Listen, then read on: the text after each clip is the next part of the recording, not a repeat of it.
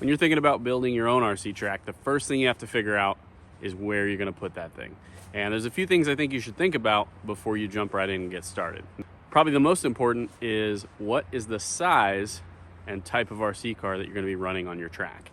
If you don't have enough space, it's really not that fun to run a big car on a tight little track. And it can be somewhat frustrating when it's tough to get around some of the tight corners that you build on your track. So a little bit later on in the video, I'll bring out a handful of my cars to show you the different sizes and help you make the decision on how big of a track you want to build. A couple other things to think about is, number one, where are you going to either put up a driver stand or where are you going to stand to be able to see the entire track? Sight lines are really important when you're building a track, so you want to make sure you have a good spot for that as well.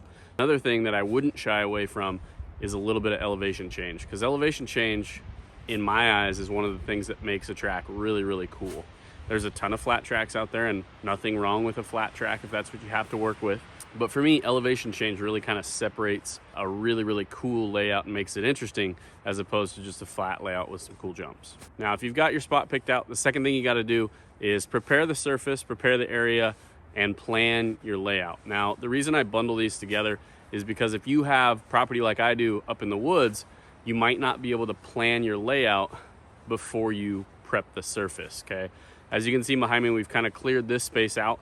Now, I don't expect everyone to bring in a mini excavator like I have in my builds, and part of what I want to do in this video is to show you that you can build this stuff by hand. You don't have to go out and spend a ton of money. We actually had a mini excavator here for a different project we were working on in the yard, and I just happened to have some time to come up here and clear this little space, which allowed me to build this track. Other than that, I've only put probably 3 hours into this build all by hand, so it really hasn't been that big of a challenge, and you could build a track of your own pretty quickly as well. Now, if you've already got a nice flat area that doesn't really have to be prepped, you could plan your layout, and then you could prep the whole thing and do the layout as you build it, and kind of use the border of maybe grass or whatever it may be that you're working around as the border of your track. Now, getting the surface prepared is important, but it doesn't have to be perfect. More importantly, you want to design and plan a really cool layout. So some of the things that I kind of look for, other than elevation change like we talked about, are going to be having a variety of corners and a variety of jumps. I don't like to have the same jump all the way through. I've actually just thrown up a rhythm section, a whoop section on one of my other tracks. So change it up with your jumps, and I'll show you a little bit more in depth on how we build some of those jumps here in a little bit. If you're going to be holding races on your track, if you're serious about that, one of the features that I like to build and that I really think about to make it better for racing is have a back straightaway as opposed to a front straightaway. Okay, and what that's going to allow you to do is have the easiest part of the track farther away, so it makes it easier on everybody to get around the track, and it frees up space close to the driver's stand where you're going to be standing to put some of those tougher obstacles. And then talking about some of the bigger obstacles, as you plan your layout, you really want to think about sight lines, because we're not in the vehicle. You want to make sure you don't put too many blind spots on your track. On one of my tracks, I've got 2 big trees that we have to go around, and I've got a really big wide spot right there that allows you to kind of keep track of the car. In some sense, especially if you're racing, you never know if a marshal's going to stand up and you're going to lose your car for a split second. So it might be a little bit of practice in the situation that you do lose your car momentarily if you do have a blind spot on your track. So it's not the end of the world.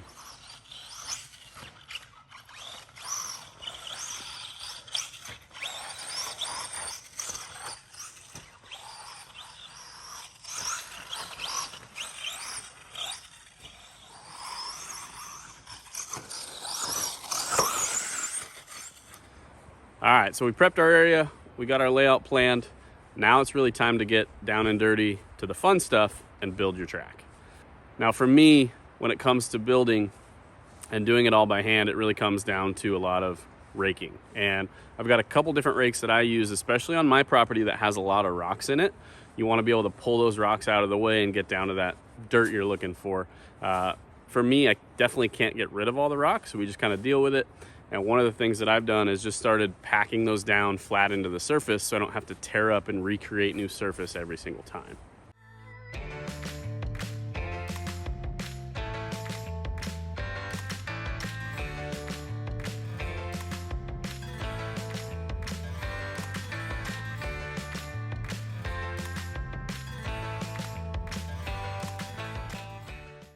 So one of my favorite tools is going to be this 4-prong rake, and this really helps me to dig up rocks and get loose stuff out of the surface.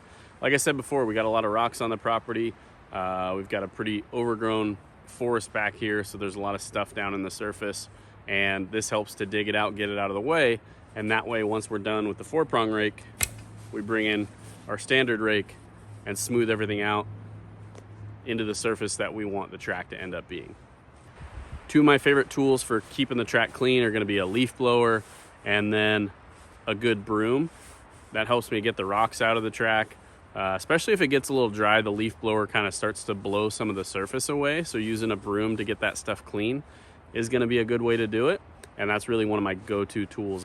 Now this might sound like a ton of work right now, but especially if you want to build a decent track, just try to put in 15 to 20 feet a day, and before you know it, you'll have 100, 200, 300 feet of track, and it'll really start to develop. And there's nothing wrong with starting small. One of the cooler layouts that I've seen is starting from an oval, okay, and then adding your off-road track outside of that oval. And an oval, especially if you haven't driven RC cars very much, is a great way to learn and be more consistent about turning and finding your straightaways. Another idea is putting the kids to work, or if you have some buddies you're going to run with, have a little work party. You'll be surprised at how much you can get done with a few guys out there with rakes and shovels just getting to work. All right, guys, we're looking at one of my better jumps down here on my big track. And one of the most important parts of building any jump is having a smooth enough transition from the level of the surface that the car approaches on and the level of the surface that the car leaves the track on, okay? So that transition area between the two is really important to have that nice and smooth, and also long enough to where it doesn't upset the car. If it's either too short and it really pops the car, or if it's really square, and I've definitely seen some jumps like this where it's really, really square, basically just has kind of a triangle angle in it right there, it's really gonna upset the car. Now, after you're starting to get some of your track raked in, you're gonna need to pack everything. And there's a few ways you can do it. You can get some flat-soled boots like I have, or you can grab a flat shovel. That's a great way to get it packed down. But you're really just kind of getting it started. What's really gonna pack the track in and work it in is a good amount of moisture. So water it as much as you can. Up here in the Northwest, we have plenty of rain, so the tracks kind of really develop on their own, especially during the winter and the spring when it gets pretty wet. But it honestly smooths it out and makes it really nice.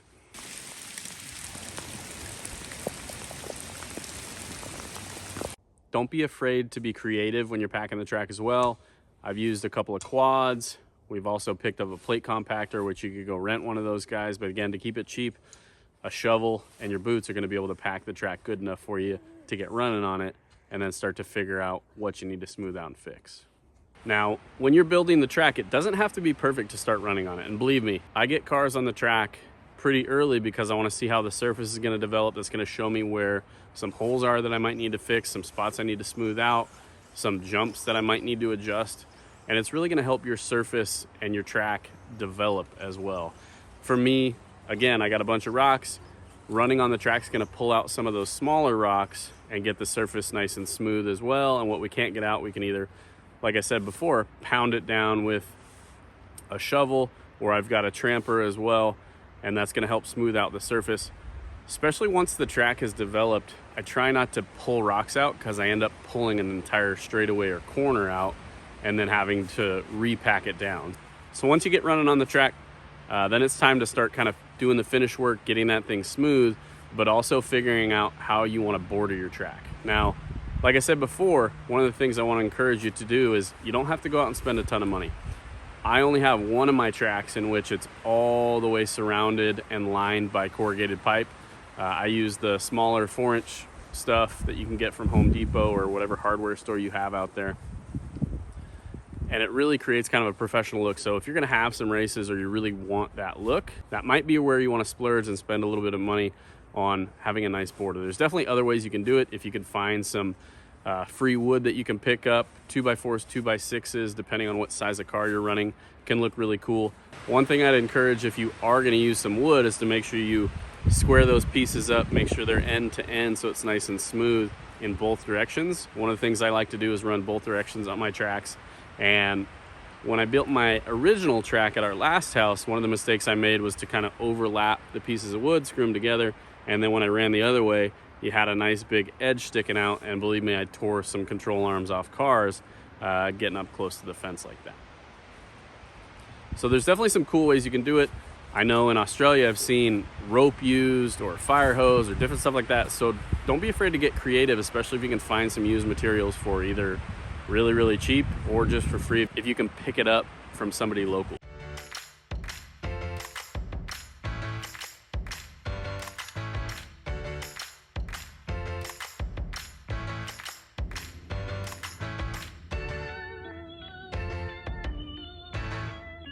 Now, along with finding a border or creating one, the other thing you got to think about is building a driver stand. Now, if you got a really flat surface, you might definitely have to buy some wood or find some wood so you can build one of these things. And I've been pretty lucky to find a lot of free material from friends, and we just had to buy a little bit of treated wood to kind of finish one of my stands. The other stuff was all leftover free stuff.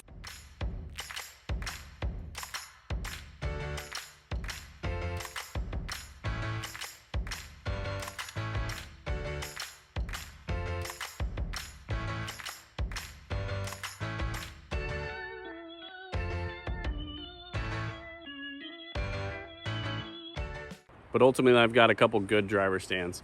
The one on my bigger track is pretty nice. It's got a cooler built into it, along with the table and a bench. So that one's pretty cool as well. But you don't have to go crazy with this if you don't need to, guys, or if you don't want to. Again, you don't have to spend a ton of money to have a ton of fun with a backyard RC track. All right, once your stand's built, it's probably time to go have some fun. And I'm gonna show you real quick some of the different cars that I run on my tracks, and to give you a better idea of what size of car you might want to run on yours. All right, so what car should you go with? Now, first thing I'm going to show you is my 14th scale LC Racing Truggy. This is a great little car for a small space, a small track. This thing's four-wheel drive. It's got two diffs front and rear, and it's got a slipper out of the center. But the cool thing about small cars is A, it doesn't have to be a big track, and B, everything is cheaper on these smaller cars. If you come in close, you can see these upgraded red aluminum anodized front steering blocks. Those things are about 15 bucks a pair, whereas a bigger 8 scale car or 10 scale car, you're gonna be 50, 60, 70 bucks. I think the rear hubs on one of the cars I'm gonna show you here in a second were 100 bucks by themselves. So a much cheaper way to go about it. This car is a little bit under 300 bucks with a battery. Batteries are cheap as well, so this is a cool place to start. There's a couple of cheaper options as well. I know WL Toys has a 14th scale buggy that's only about 100 bucks, so you could go that way. But I think this one's gonna be just a little bit better quality, okay? This thing's nice and dirty because we just ran it on our new mini track. So up from this guy, if you got a little bit more space to run with, throw that guy over there and grab my 10th scale mini Truggy, okay? 14th scale is a mini Truggy, but this is one of my favorite cars to run. Super versatile, it can get around an 8 scale track, handles really well. Another 10th scale truck that I really like is the four-wheel drive short course. You can see a quick video of that guy running here, but ultimately this truck is super fun and forgiving. It's nice and balanced, it's got a low center of gravity, it's easy to jump, it gets through the air nice and easy. The one thing about a short course truck, if you go that route, is it tends to balloon and grab air and flip even in the air off of bigger jumps. So this 10th scale mini Truggy might be a better way to do it. One of the things I don't particularly care for with this model of car is the body design and the rear wing. So one of the things that I actually do is use some custom mounts and run a stadium truck body on this guy. So I just painted up this guy. Looks pretty darn cool. Got some graphics from my friends at Boom RC Graphics. Got those out to me. You can see Racing Jason logo on the back wing there.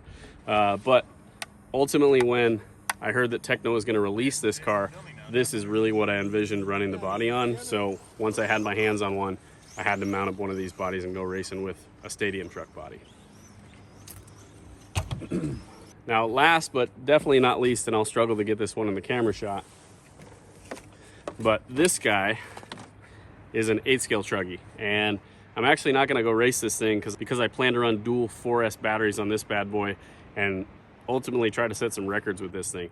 But if you've got a ton of space and you really want to build some huge jumps and have kind of the baddest of badass RC cars, 8 scale Truggy is where it's at.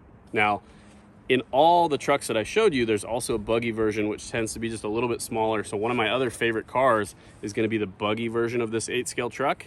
And it's actually quite a bit smaller. So if you don't have a ton of space and you got a little bit narrower lanes when you build your RC track, the buggy might be the way to go. but this thing is cool, and this thing's gonna do some amazing jumps, probably some backflips, a bunch of cool stuff. So if you wanna see more action from this guy, make sure you hit that subscribe button for me. One thing to remember with all these cars is the price essentially goes up the bigger the car gets. All right, guys, I hope you got a lot of good info out of this video. I'm gonna grab the broom and clean this track up a little bit more so we can do some more running here. But I wanna say thanks for watching, and we'll see you on the next video, guys.